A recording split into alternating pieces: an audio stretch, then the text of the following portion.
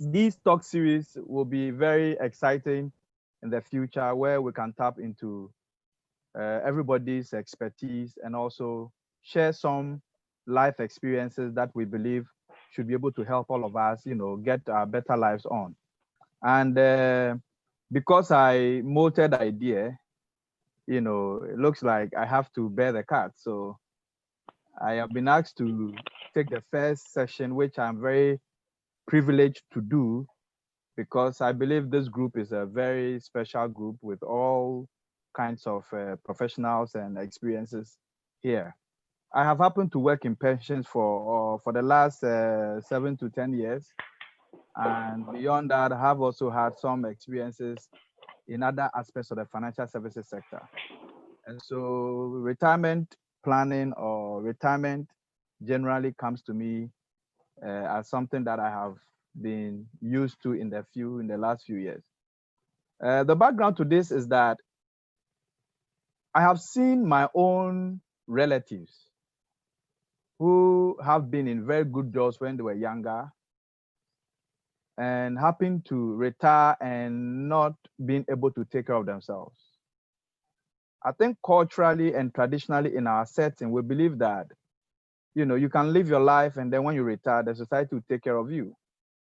But that background and that thinking has long been shelved. So today, the economy, the system is so hard that you are not even able to take care of yourself, let alone think about somebody else. And so it became necessary that we took this aspect of our lives a little bit more serious than we have been doing. And so this afternoon, I have over 60 facts about retirement.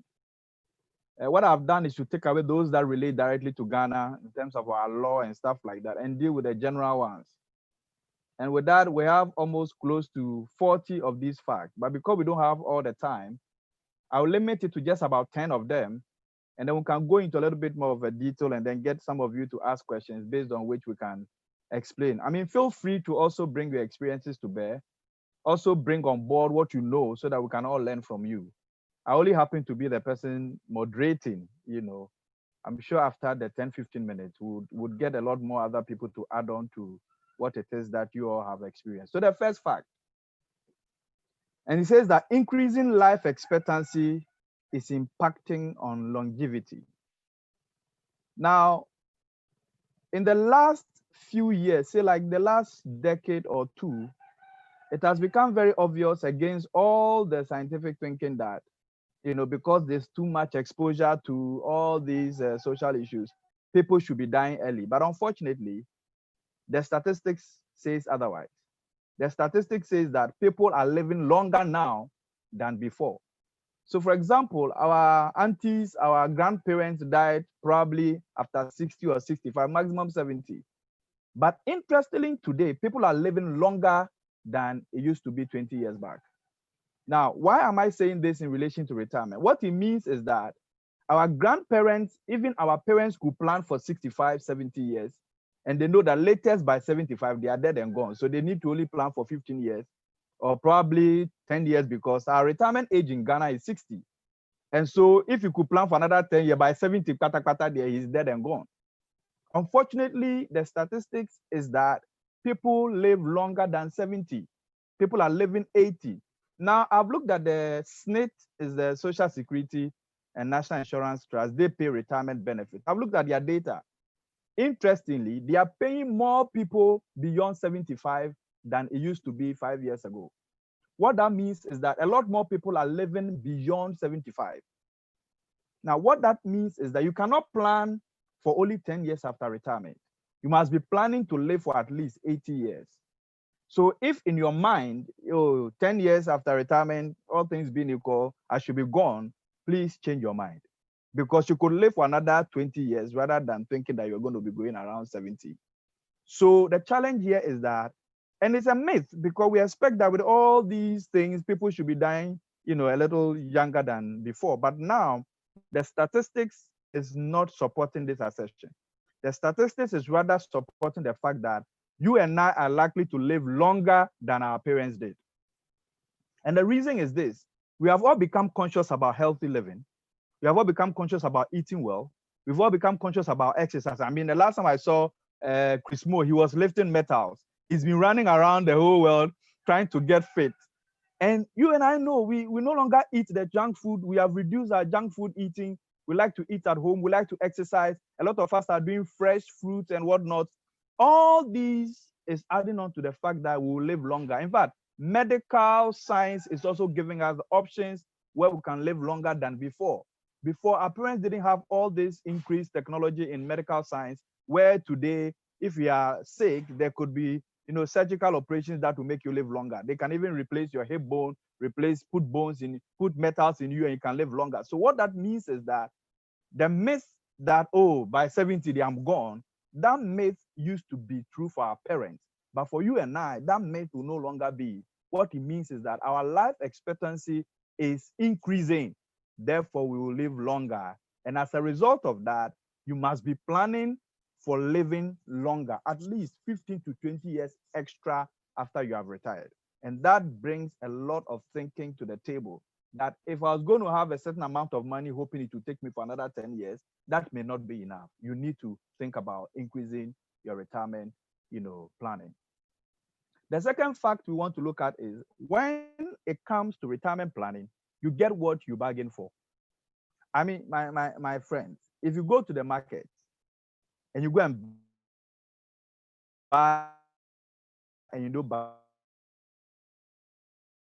whatever you look is what they give you. It's the same. You cannot sit down and not put any money away and not live well and not take good care of yourself and not build social capacity and expect that when you retire, automatically things will be good for you. It doesn't work like that.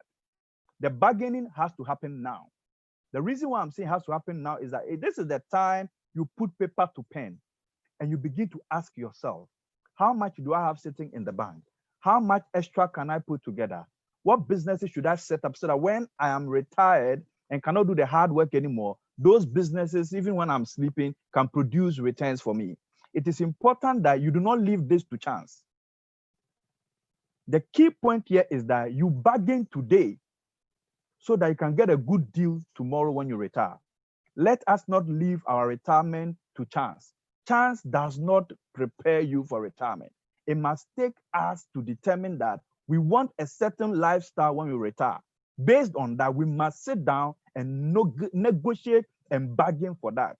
It's important because you see, some of us have examples in our homes, our uncles, our aunties, even some of us, our own parents, some of us, our extended family members that we know who did not bargain for what they wanted in retirement and left it to chance. And we've all seen what chance has given them.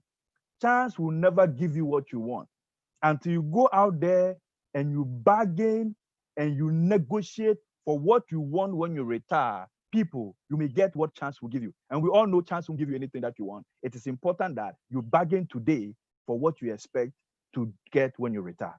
So the thinking is very, very easy. Now, somebody made a comment, I think it was Chris Mo said he has 16 years to go. I mean, I was having a chat with somebody and I realized that by January, I'll be 45 years old. And therefore, I have at least, under Ghanaian law, I have 15 years to bargain for my retirement. Thank God, 15 years is not small. From all the studies I've done, 15 years is a lot of years that if I start today, I can begin to bargain better for my future. So take this from me. This is a very important fact.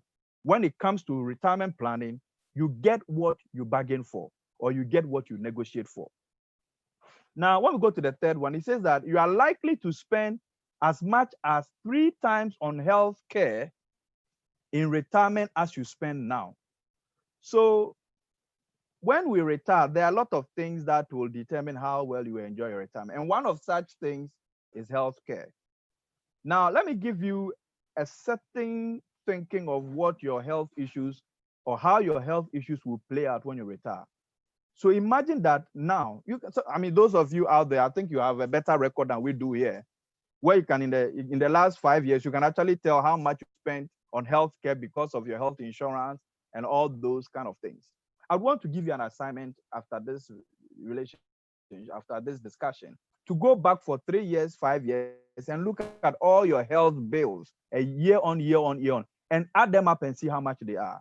Now, the research says that how much you are spending, especially when you are 45 and above, how much you spend a year on the average on healthcare, you are likely to spend 3 times that amount when you retire. Even that is when you are healthy.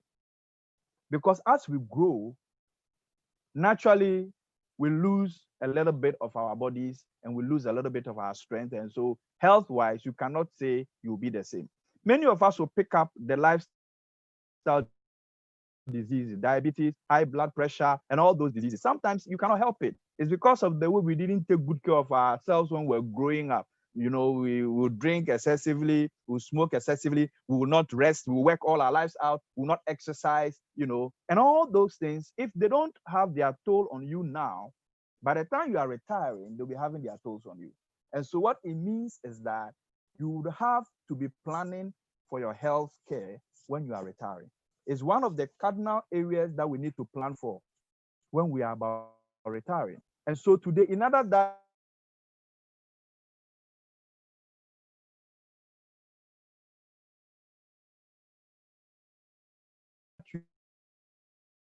you can beat this, because this 3 times thing I'm talking about is the normal. So, like I said, then it means that when you are retiring, you could be spending almost about 3 times that amount to take care of your health. That is not to talk about your other, for those of us who may have other health, issues like, being diabetic or having blood pressure or having other,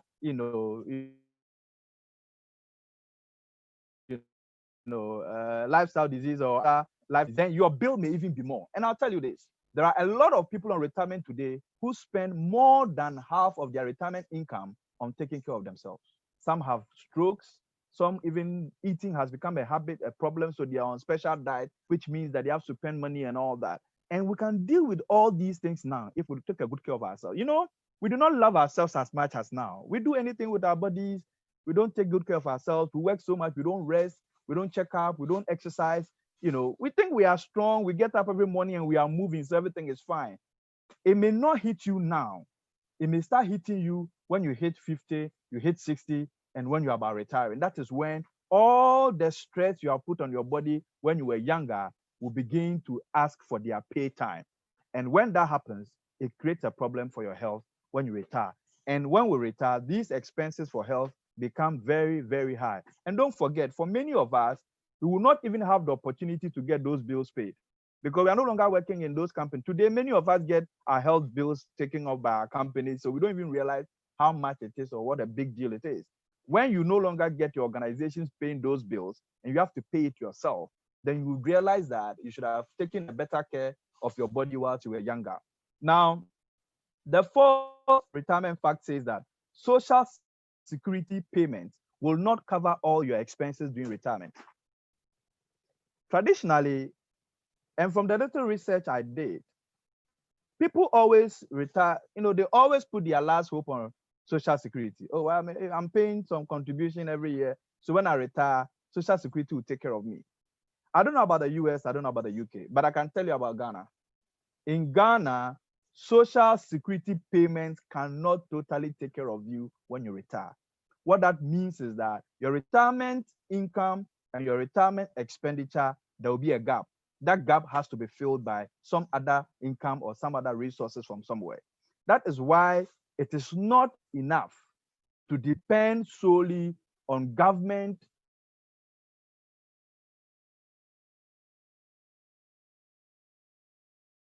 payments as way of taking of yourself. And there's a lot to take care of this. So you have what we call the tier 1, tier 2, and tier 3s. And the tier 1 gives you the social security. Tier 2 gives you lump sum, and that's a private sector, kind of management, which we are all thinking should give us a little bit more than what the social security gives us. But I believe in the UK, in the US, and everywhere is the same. Social security payments alone will not be enough to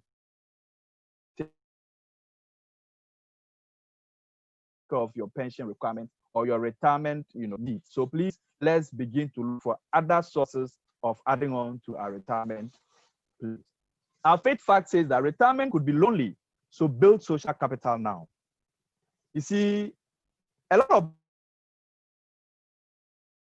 die early because anything but care about your friends, you don't care about your relatives you don't even care about. Some of us even don't care about our wives or our husbands because we go to work at dawn and come back at night. There's no relationship. My brothers, my sisters who are listening to me, please let's begin to think about social capital. Because imagine that you have 8 hours every day. Yes, even talk about the 8 hours you work with. And imagine, I mean, when we, in fact, the UK guys, when we went into lockdown, that is when some of us actually realized how loneliness will be like. As they would say, if you don't know how death is, look at sleeping. When we went into lockdown, many of us didn't know what to do with our 8 hours. And we got ourselves into positions where our spouses, our children, even some of us, our extended relatives, were living with us. And you could imagine how we couldn't even have a conversation with our spouses continuously for an hour or two because we haven't built that relationship. But when you retire, and imagine you are retiring at 60 years and you will live for another 20 years, then you have 8 hours to spend. If you don't have any plan for that 8 hours per day times 20 years, you can imagine how much more time you have at your hands and you have nothing to do with it. Boredom will kill you. Loneliness alone will kill you.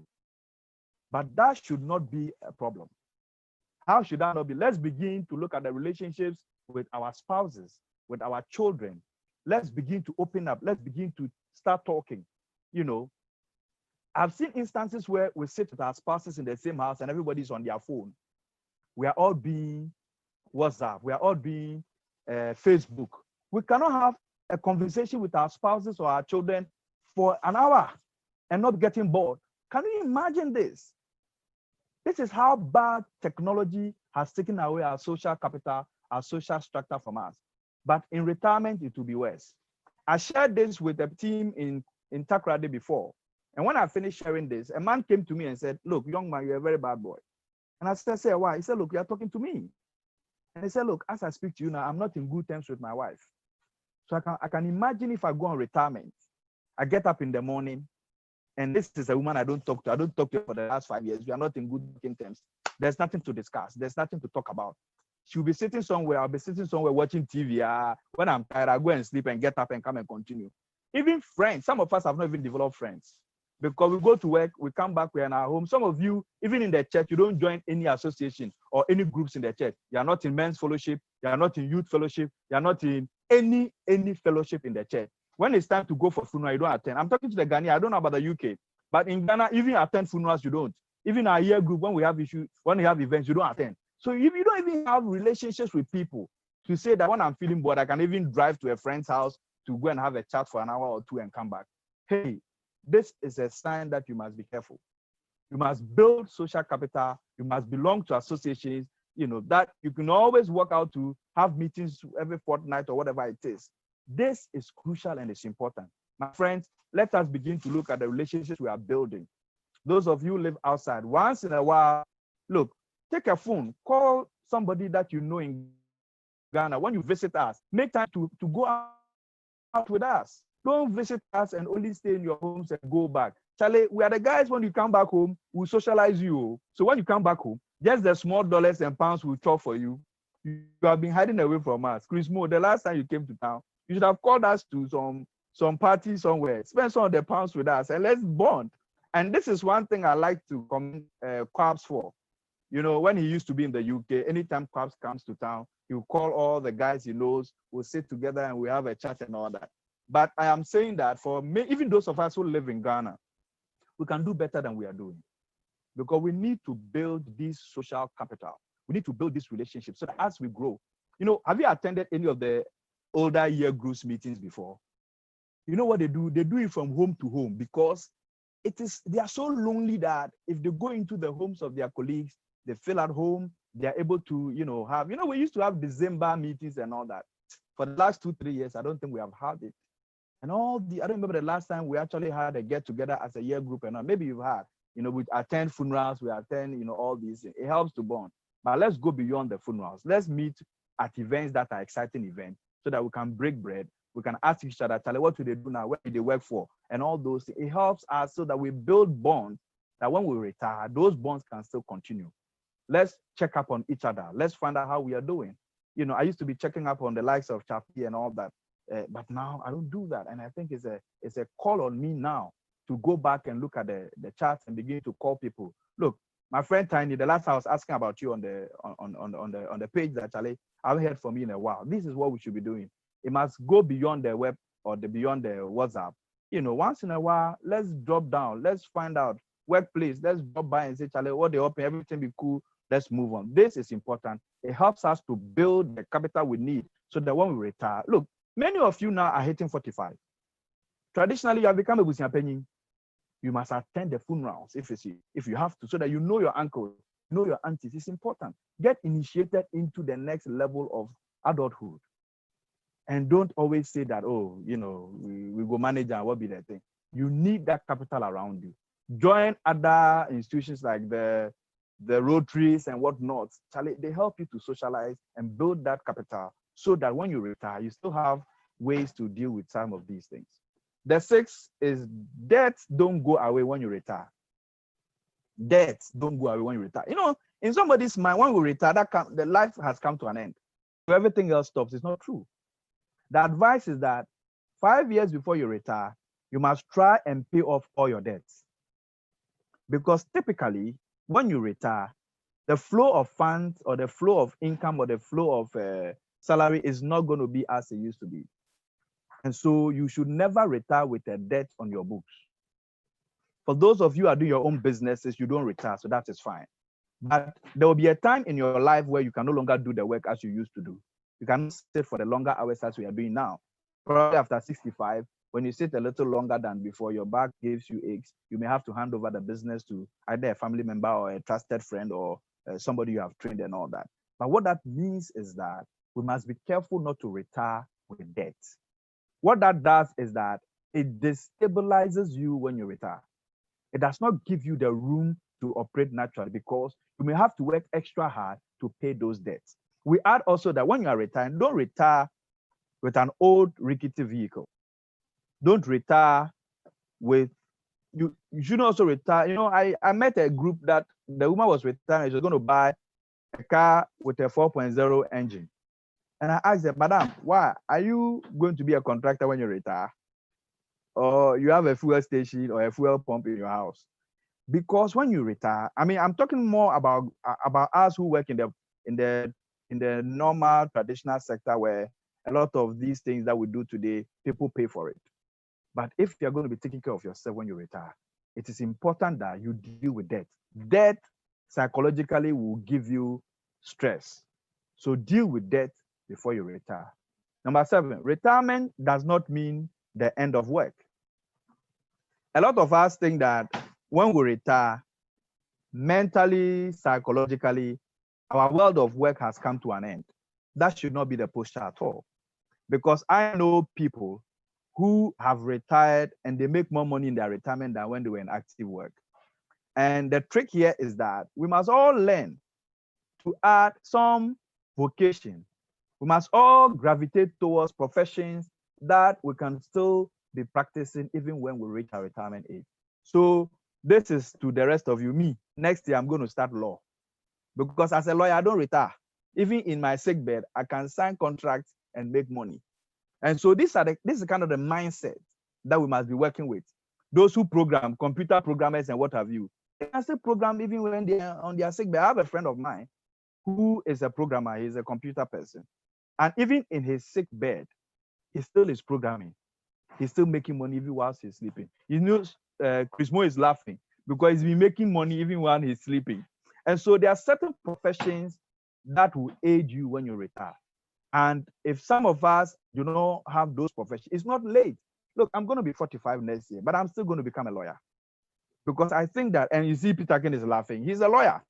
Peter King can be making money from his profession even at the age of 90. You understand that? So it's important that we look at professions that we'll still have leverage on when we retire.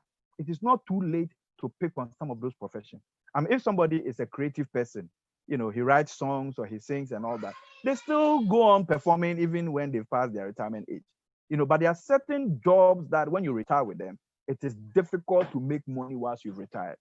And so we are saying that when you retire, it does not mean you cannot work anymore. You can still continue to work. But the question is, what kind of work can you do? What kind of profession have you built for yourself? What kind of vocation have you learned? Look, my brothers, it must not only be a profession, it can be a vocation. There are people today who have master's degrees, PhD degrees, who are doing formulations. They are developing other things that does not even have anything to do with their profession, but they have built a certain vocation. They've learned how to do certain things with their hands and whatnot. No, there are people who like to bake. Look, if you're a baker, you can bake even when you retire. There are people who like to do other things that you don't need to be strong to do. You can actually, somebody likes to sew, somebody likes to write, somebody these are all things you can do even when you retire, and they still can bring you some income or bring you some kind of a salary when you retire. And it's important that we look out for some of these things. Ask yourself, what are my strengths? What comes to me naturally? What can I do easily? And based on that, you can develop a profession out of it. You can develop a vocation out of it. You can learn how to do these things so that when you retire, they become like a side issue for you. That comes to you naturally, and you can make money out of it. It's not too late to start or learn them, because we are only 45. On the average, I think that our year group, we are between 43 and 45, 46 as it is. And so you are not outside the range at all. We can still continue to learn new things day in and day out. Then the next one is to talk about, you have no control over the retirement process. It will come anyway. Sometimes we have this feeling that, oh, don't worry, Charlie, I'm only 45. I get 15 more years. I go feel chill small. I go wait small. Charlie, next year I go do the thing. Before you say Jack, the years are here. Because you see, can you think back to 93? How old were we? 25 years back. It has come just like a joke. The years pass. You will be growing. You'll be hitting the higher ages. And so you cannot stop yourself. You have no control over it, whether you like it or not. I don't know. I think in the UK, you have about 63 or 65. In the US, even if it is 90, you get to 90 one day. And there is nothing you can do about it. And so please take note of this. You have no control over the retirement process. It will come anyway. So please begin to prepare for it. And then I'll take the last one. Then I can go in for some questions.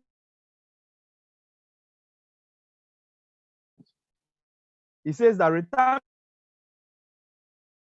planning starts the day you end up. Oh, wait, when it's about 2 years to retire, we start planning. Please, I beg you. It will not work like that. So tell your children, tell your friends, tell your nieces, tell your nephews that retirement planning starts from the day you earn your first salary. That is when you start thinking about retirement. And when you have that long-term thinking about it, then what that means is that you don't need to put too much pressure on yourself trying to save for retirement, because then you can do it gradually. And as they say, in investment and retirement planning, compounding interest is a magical thing. And so if you are able to start it gradually, then over time, you would have built a lot of equity that will make you have a blissful retirement. Ladies and gentlemen, I'm grateful for this opportunity. I will stop here because of our time and yield the control to Chris Moe so that he can go ahead and moderate the questions time. And I'll say that feel free and share with us your own examples, your own experiences. And then if there are questions that anybody else has answers to, it shouldn't just be to me. Everybody else can come on board and give us their perspectives on this matter. On this note, I yield to Mr. Christopher Money. Thank you for the opportunity. Philip, thank you very much.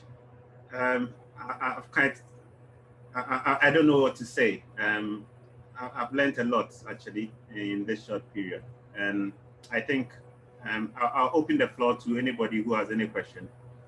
To just unmute yourself and then feel free to ask.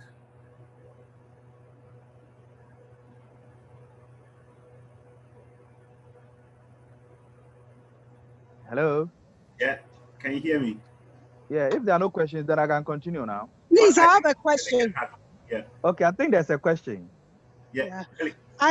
I didn't understand the car bit you spoke about, because I want to give, there was a lady who was talking to us some time back about retirement.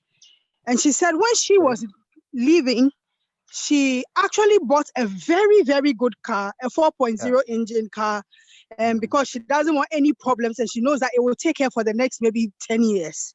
So I wasn't really getting your point on the car bits. Let me explain. Okay. Saying that you must not retire with an old car. I hope you got that side. Yes. Now, if you are retiring, I'm talking literally about Ghana, and you buy a 4.0 liter car. You see, the 4.0 does not mean that it's a good car, it's a strong car. It means that it consumes fuel to that extent. But here, when you retire, you're not getting constant inflow. For a lot of these people, they get fuel coupons whilst they work. So if he has a 4.0 whilst he's working, he doesn't even feel the fuel, because every month the company gives him fuel coupons. So he doesn't even know how to buy fuel into his car. He pays for the coupon and then it is filled. Or he has a Tom card that they've loaded it. So a 4.0, he doesn't care. But when you retire, I will not advise a 4.0, because what it means is that you'll be working for the tank. Okay. Yes. Okay. So a good car, yes. So it's about the fuel consumption. Fuel consumption is what I meant by 4.0. Okay. All right. So you get a car that is economically good, but a very strong car. That I don't retire with an old car. That one you go to the clinic almost every other day, and you can be hot. So, but don't. You should just buy a poor man's car. Buy a Mercedes. Yes, sir. And Tiny is saying that you should buy a Mercedes. No, I agree with you. Mercedes is a very powerful, strong car. You know what a friend of mine says about it? It's a poor man's car. But the poor man doesn't know. Exactly. The poor man doesn't know. He's afraid of the car. That's I have a friend. That's why he only drives Mercedes. And he said, Della, Mercedes is a poor man's car, but the poor man doesn't know. Very true. Really? Yes. Why? What makes it a poor man's car? Okay, Tiny, then you should answer that question. Okay, so everybody right now seems to be buying, in Ghana at least, I'm not talking about everywhere else because a lot of us are here, but everybody else seems to be buying Toyotas, and the different Toyotas keep coming. But the cost of maintenance of a Toyota right now is much higher than cost of maintenance for a Mercedes. I know that for fact, because I spend less on my car than my wife spends on her Toyota. So I know that for fact. Okay. And when you buy one part, yes, it seems to be a little expensive when you've bought it or when you're about buying it. But when you buy it, that's it. It doesn't need replacement in a very, very long time. So basically that's what it is. It's just the overall everyday running costs. Fuel consumption wise, they are probably just as fuel efficient as the other smaller cars like the Toyotas and the Hondas, yes. But in terms of parts, and a lot of the time, when you go to places like Abosokan to buy parts, you will see a container load of parts just leaving here, being shipped off to the other neighboring countries. Burkina is landlocked, or sometimes even to Cote d'Ivoire. So it makes those parts very scarce and therefore more expensive, you know, demand and supply. But then the Mercedes parts, it did a plenty. So and somebody also said that you're hardly not to get, I see. You know, fake parts and all that. Exactly. That's another reason too. Yes. So my next car is a Mercedes, Tiny. 3-point star. Anyway, that's interesting. Thank you for that. No, somebody has said that to me before. That is a poor man's car, but the poor man doesn't know. It's very true. In terms of its durability, in terms of it will take you a long. Peter, do you have anything to say? Always in. I was just going to comment about the social capital Okay, please do. Oh, sorry, I was just going to comment on the social capital. Not to add anything. Please comment. Really, but I will just add anything. I think it's very, very important that we make it a point to build that capital. It's not about money. So I'm just adding to it. I think it's a very important point that we should all take it on board as we leave here. But thank you. It was very insightful too. This has been. Antoinette. I think Antoinette's hand is up. Yeah. Thank you so much, Dela, for this session. I mean, it's very thought-provoking. The only thing I wanted to add, and mine is a comment, Chris Moore, is, at work, we had a series where we said when time no longer earns money. It was also almost talking about retirement, etc. I'll see if I can find the slides and I'll share it with our mate so that we look through it. And it was also quite insightful because sometimes a lot of us think we need to do something big, something major in order to plan for retirement. As Dela said, 15 years sounds small, but it is quite a long period of time. And the compounding aspect of saving and earning actually has significant impact. So if you put aside a small amount of money every month and you decide to buy, let's say, treasury bills, it can be a small amount of money. The fact that you keep it, then you decide I'm going to keep it in, let's say, treasury bills for the next 15 years, and you decide not to spend the interest, etc. You realize that that amount alone can actually grow into a significant amount that by the time you retire can make a big difference to your life. Yeah. And this is, I know that those of you in the UK and the US, etc., may not have treasury bills, but because you are actually originally Ghanaians, you can have investment vehicles here. Yeah.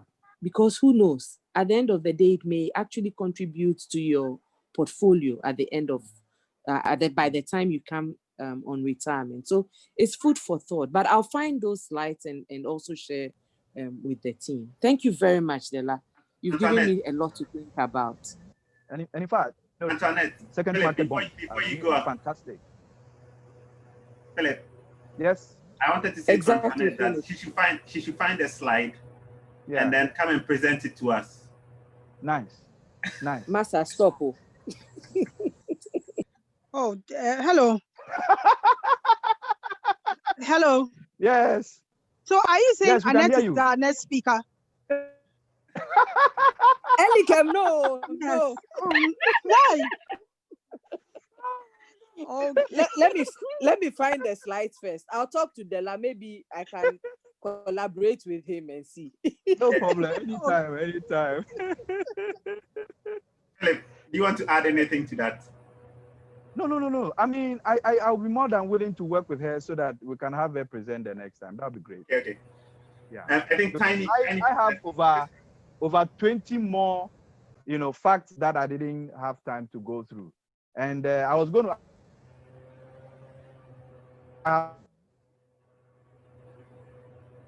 This thing on the compounding interest that I would have shared with you if the opportunity was. And I feel like savings is a habit, investment is a decision. So you can be collecting money and putting it down as saving return that you're looking for. Because today in Ghana, our savings accounts literally don't give you any return. It is when you convert it to savings. And I was going to convert it to investment. I was going to share with you some of the investment areas that I have seen as very, very lucrative. Because, and I said investment needs patience. If you want to invest and make returns, you shouldn't be in a hurry. You must have patience to invest over time, because time or horizon is a crucial component for return on investment. If you're in a hurry to return or to get your money back, you are likely to fall in the hands of fraudsters. You are likely not to get the right returns because you'll be looking for very high returns in a short period. And that is where the fraud and all those things will catch up with you. But if you are patient and you understand what your investment objective is, and it's for retirement, there's no need to be looking for 18% in a short term when you can be getting 10, 12% because you are doing a long term. In the long term, the compounding effect gives you the better return than doing the short term with the higher risk of, higher rates and all that. So these are things that I'm sure I can have a discussion with Antoinette about, and then she can add it to her presentation the next time she. Yeah, we will need please. some back advice. I think Tiny had his hand up. He wanted to say something. Yes. Okay. So another thing that I didn't quite get from this conversation that we just had from Philip, pensions. Yeah. Okay. So we have. I know that there's a basic pension plan that everybody, once you're employed, you sign up to and you pay part of it, and then your employer also pays part of it. And then, so that's the tier 1 and the tier 2. And then there's a tier 3, which is also available, but many people don't sign up to. I think that a lot of people that I've spoken to do not even know about the tier 3 pensions. And I think that information we should make available to all of us, because tier 3 pensions are a major source of investment, and it is something that we should all look into, because with tier 3 pensions, it may seem like a lot of money that you are putting away at the time you are doing it, but if you leave your tier 3 pension for 10 years, 15 years, you can take it all with all the interest it gets without paying a single peso of taxes on it, because it's actually being pre-taxed. So that's one thing that I think that the National Pension Regulatory Authority and things, I know they've tried to do a few of these sensitization things in certain institutions and things, but Philip, I don't know how much you know about tier 3. Yes. I don't know too much about it, but I know it works, and I know that the interest on tier 3 are also very good. So if we can maybe. Okay, so let me, actually, my actual slide is 60 facts you need to know before you turn 60. But because we have international people, I took away the local stuff. But now that you've brought it back, let me just take quickly. In 2008, we came up with a new Pensions Act, Act 766. And the Act 766 was to correct some of the ills of the then 247, which was the SNIT pension scheme. Now, what the SNIT used to do at the time was that we would contribute a total of 17.5. So we employees will contribute 5%, and then our employer will contribute 12.5%, and all of it is given to SNIT. They will manage it over time. When you retire, they will pay you a lump sum, which is 25% of your total pensions, and then the rest will be spread over until you die, or if you die before 74, they would give the rest to your dependents, and if you die after 74, there's nothing to pay.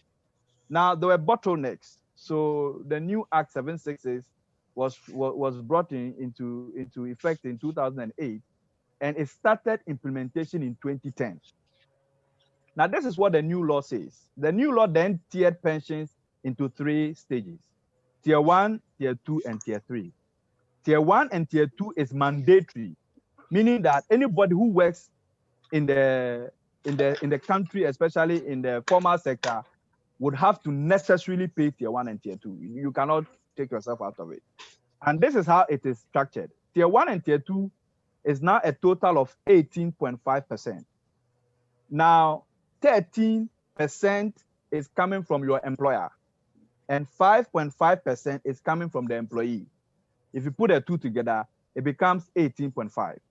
Now, after they've done that 18.5 and put it into a basket, it is then divided again into 13.5 and 5.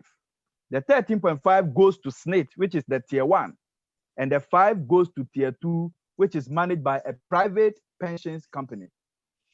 Now, tier 1 will only pay you your monthly pensions when you retire, and tier 2 now pays you what we call the lump sum, which SNIT used to pay. So now, from 2020, SNIT no longer pays you anything lump sum.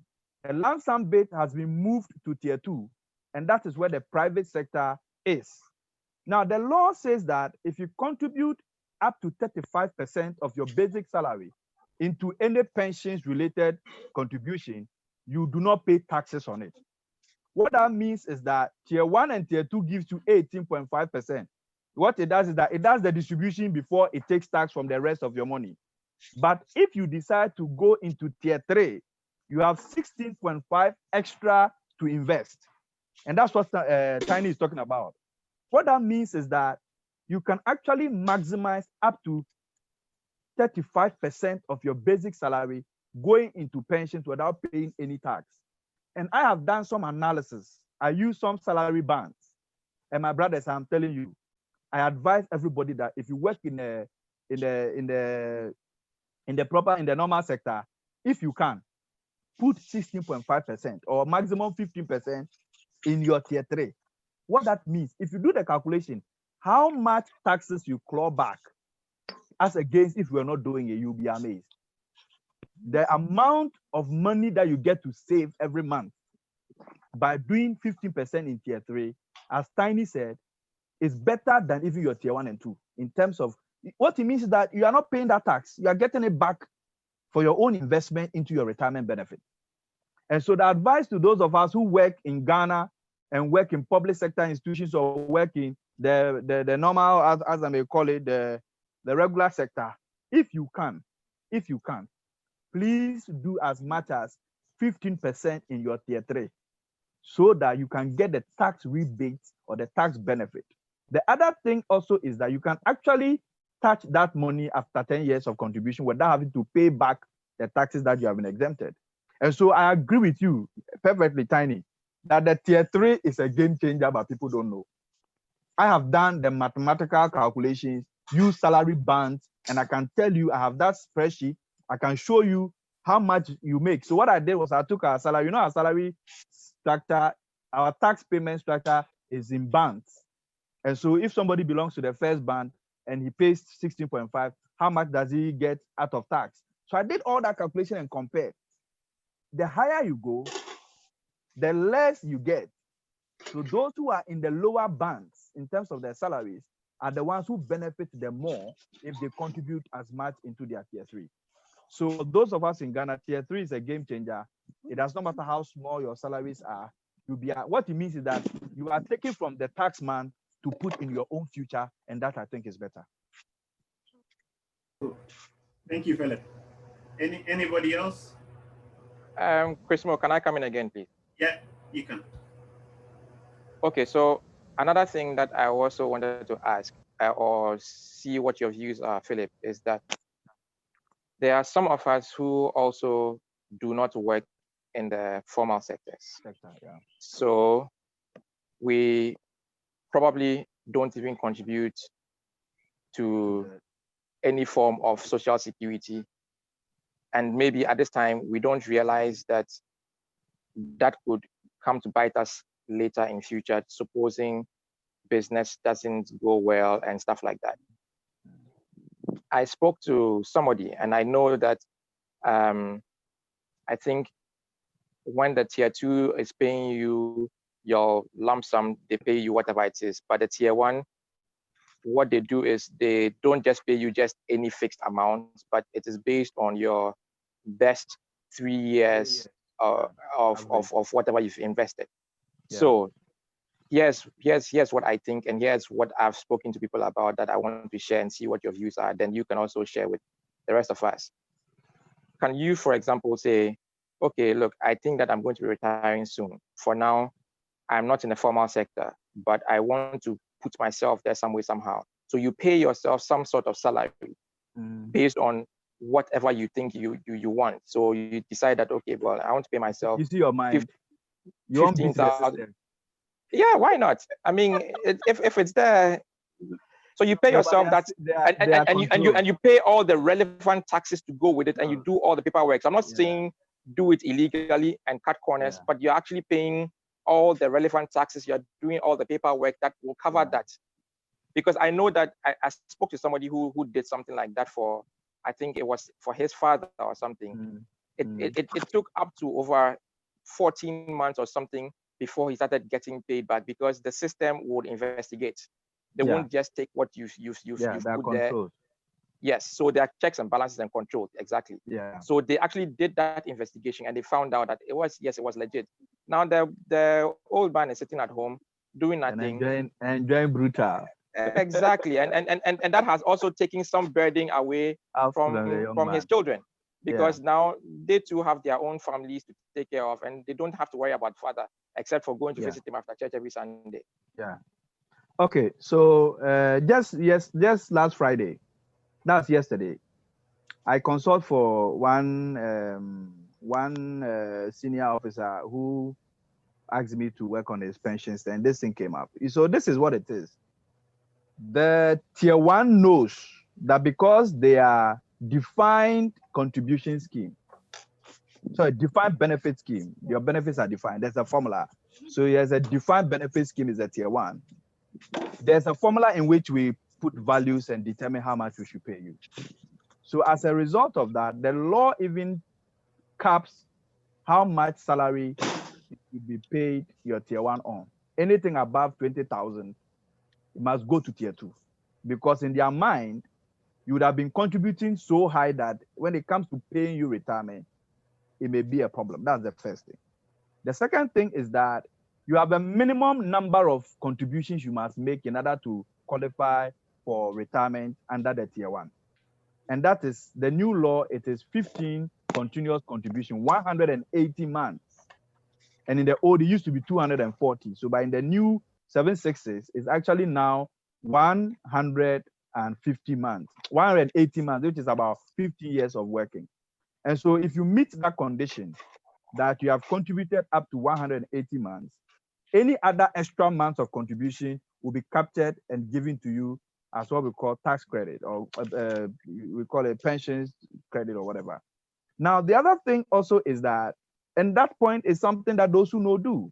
And like you rightly said, they will investigate. So for example, if I work for a company and I've retired, or I've moved from the company and set up on my own, and I used to be paid 1,000 cedis a month, and I run my own business and I want to pay myself 3,000 cedis, the investigation will look at whether it is within the last 3 years, whether the intention is to increase your salary return such that you fall into a higher bracket when they are calculating your retirement. But if it's say 5 years and above, and there's evidence that you have moved from a certain formal sector and you set up on your own, or you move from one formal sector into another formal sector where your salary has increased astronomically. For example, you used to work for maybe you're a teacher and now you've got a consulting job. Obviously, there's evidence that your salary has moved. In that case, when they do the thing, they will see. Even when they find out that you're trying to influence the system, what they do is that they hive off the extra and pay it to you with a little interest, and then calculate you using the old system. So it is a good advice. I have advised some senior people I know who have more than 5 years to go, and I say, you know what, set up your own business, pay yourself well, not extraordinarily, but pay yourself well, so that in the next 5 years, your best 3 years can fall within the 5 years. If they investigate, normally if it is within 3 years, then they think that you did it intentionally to beat the system. But if it is beyond 5 years and you have shown consistency, and you know you graduated it gradually, after every year you do some basic increment, that should pass and then you should be fine. The other thing I also want to add is that you can also do the private pensions, or you can actually register with any pensions trustee. We have Petra, we have all those others. They are very good private pension schemes that you can contribute to on a monthly basis, and they can build a portfolio for you. The only difference is that they pay you lump sum. They don't pay you annuities like tier one does. But the law allows you to put your lump sum into an annuity product so that they will pay you, daily or pay you monthly over a period of time. So all that options are available. So the fact that you are not in a regularized system does not mean that you cannot take advantage of the law. You still can do that, because tier 3 actually is done for those of us who are in the public sector, who are in the informal sector, who run our own businesses. We can fall under tier 3. And there are lots of products on the market that you can take advantage of. And the tier 3, for tier 3, the Petra, you mentioned Petra. Petra is run by 2 AKORAs. Yes. Hammond and Finn. Yes, and Finn. Yes. And even Tula runs what do you call it? Enterprise Trust. Yeah. Philip, and I used to run Pensions Alliance Trust. Okay. Philip. Yes, sir. I think there was one question from Antoinette regarding some good trust funds. Yeah. Was that? Can you speak to that quickly? And then. Okay, so there are two things here. You can look at it in two sets. So like I've mentioned, if you really want to go into retirement products, then you want to look at the companies that run these products. So you can actually do a mutual fund. You can actually do the retirement product itself that the pensions companies have under the tier 2 and tier 3. Or you can actually do the open market, investment, like the bonds, the treasury bills, and then other, investment vehicles that are very, very, and you see, the thing is that if you're looking into the long term, you shouldn't worry yourself about looking at high returns. The long term, normally, because you're going to be doing for a long term, you want to look at your rates, because anytime the return is high, the risks are higher. But for me today, if I have some 100,000, I want to do a quick, I can do a quick one in 3 months, 6 months, and move on, because it's not for me a long-term return. But if I want to do it for pension purposes, then you don't even need to do big ones now. You can be the secret is consistency. Yeah. It can be 200 CDs, 300 CDs, 500 CDs a month. All you need to do is to be consistent about it and be rolling over. Don't be eating the eggs. Keep producing more chicken. Keep producing more chicken. And let the chicken produce chicken. And let the chicken produce chicken. And you can be amazed that your poultry farm will be beyond bounds and you cannot even handle it. But on the side, if some of you really want to do this investment, I can give you some advice, give you some direction to what, but I have found some sweet love in doing government bonds. And I will do no other than bonds because the returns are good and it gives you a long term. If you have money, and that's where you can do the lot of money. So somebody has $1 million, somebody has 500,000, 100,000 that you don't have any use for it immediately. Please, let's talk. Go and get a secondary bond. Put it in there. If it's 5 years, you're talking about 18% to 19%, and it gives you, half yearly payment, coupon payment. So if it's, for example, the last one I checked, for example, for 5-year bond, it was like 18.2%. That means that you're getting paid 9.1% every 6 months. So if it's on 100,000, you are getting 9,000 every 6 months, and you can reinvest that 9,000, and every 6 months you'll be paid until the 5 years expire. And we have up to 13 years bond sitting there. So for example, if you sit in there and you have like a 200,000 or $100,000 or whatever it is, and you don't have any use for it in the next 1 year, 2 years, 3 years, I will advise you to do bonds. Put it in there. Every 6 months, you get paid half of the coupon rate, and then it keeps paying until the year comes to an end. And so those are some of the immediate things I can talk about. But there are other, investment vehicles like the mutual funds that are doing well. We can sample them, and then you can do the spread so that you don't put all your eggs in one basket. And then you can also have a way of checking and be moving it around. Sometimes if long term also can do stocks. But I personally don't like stocks for very private reasons, because I think that a lot of it, I don't have a hand in it. Some people will drink beer and sit in a boardroom somewhere and decide those things. And in Ghana, the regulations are such that you have very little hand on how these things or how these decisions are taken. And our markets are not very reactive to things that happen around. Even if CEO of a company dies, the shares don't respond. They are where they are. And the bars has not been doing well for some time now. So I would rather that you look at other options, unless you are somebody who believes in the market and you can trade on it, you can follow it up, then those are very good areas to look at as well. And there are other non-financial investments. Today, a lot of farming has become very lucrative. People do pork farms, people do other farms. And if you are somebody who loves those things also, as another area you can put in. Real estate. I don't believe in buying to rent because of the wahala in that space. But if you're someone who has the heart, you want to go into real estate, buy and rent, please, as for the renter, don't try it. There's too much wahala there. If you want to build and add on and sell and build and add on and sell, those are interesting areas. We can have discussions about that also going forward. But I think that there are a lot of places we can invest in and make very decent returns, especially when you have a long-term horizon to look at. Thank you very much, Philip. I think you've really spoken to the subject. I know there's a lot to say, and probably we've just covered a small part of this.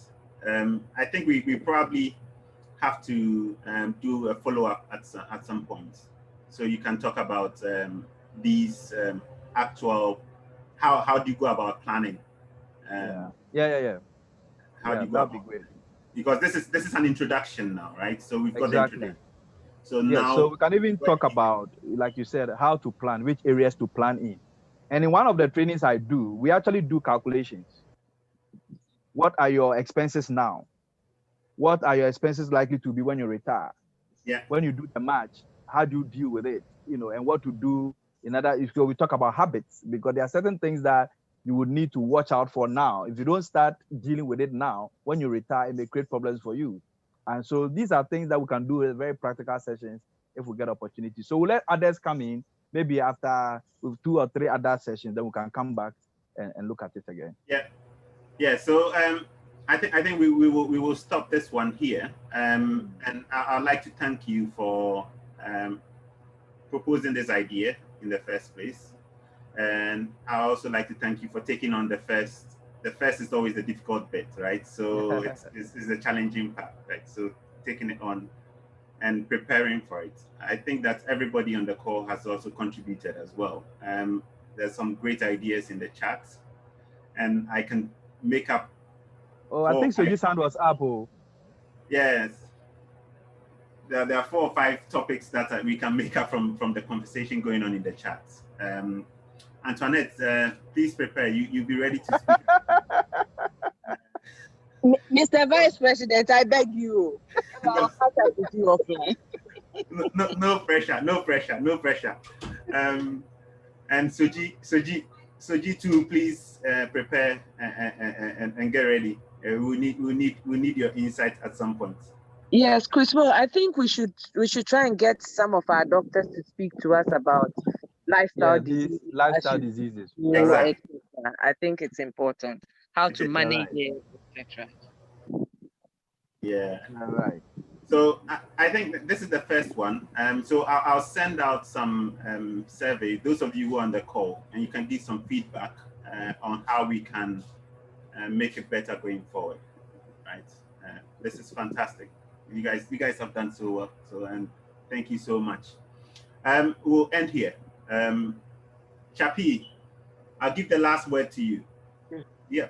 Do you have anything to say? I wanted to ask a question because it's of interest to I think it's of interest to a lot of people. So Dela, if you have access to you get access to FX in terms of your salary, and you want to put it away. I mean, looking at the way last year, Antoinette can correct me if I'm wrong, but we are looking at CD depreciation of about between 10 to 12% against the major trading currencies, that's the dollar, dollar, and sterling and coal. So if you have like FX, would it be advisable for you to come? Because if you want to do an investment, I don't know if there are vehicles that you can put your FX into dollar investments. Because I know, from back in the day, I know dollar investments or dollar deposits don't really attract significant interest. Rather, the banks are taking money from your account for running your account. So would it be possible? Are there investment vehicles where you can rather put your money in FX and convert it to CD and invest, and knowing that if I convert my dollar to CD over a period, say over a 5-year period, I probably would have lost a significant portion of my FX because I've converted it to CD.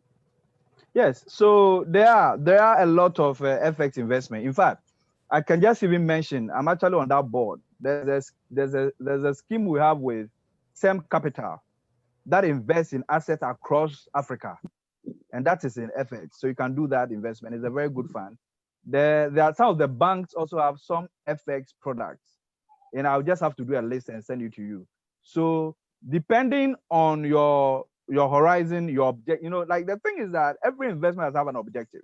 Why am I investing? Am I just investing so that I can hold my money for a certain period and then move it? Or am I investing really into the long term, medium term, or even the short term? So when you answer all these questions, then we can determine which of the investment vehicles or which of the products will fit your purpose. And so the answer is yes, there are FX products. And also depending on what your objectives are for that investment, we can help you determine which one is good for you. Thank you, Philip. So our next talk, we'll schedule a date for our next talk. I think Peter Ken has volunteered to talk about relationships. So Wow. it will tie in nicely to this one. All right. Thank you so much, everybody. And I hope you're all staying safe. We in UK are in lockdown, so at the moment, we are stuck at home. Sorry for you. All right. You can unmute yourself and have a chat if you want. If you have to shoot off. Then. Thank you for the opportunity. Yes, thank you, Philip. Thank you. Thank you very much, Philip. Thoroughly enjoyed this. And Chris Moore for driving it and making it happen. So I've got you, Linda, Antoinette, Soji. What has happened? I wish he is also going to talk for me, please. So, Chris, I was only unmuting to chat, not for you to list me. On this note, goodbye.